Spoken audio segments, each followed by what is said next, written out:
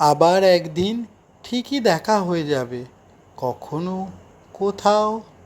5 বছর, 10 বছর, 50 বছর, কিংবা শতাব্দী পেরিয়ে একদিন কোথাও দেখা হবে।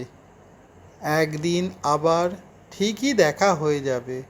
না জানুক অন্যরা সে কথা, আমি জানি।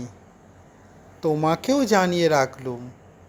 সেদিন তোমার মুখে আজকের মতন এমন কঠিন দেখাবে না, ভুরু ভঙ্গিতে থাকবে না ক্রোধের চিহ্ন, চোখে ঝরবে জলধারা, হাতে হাত রাখার উৎসবে দেখা হবে।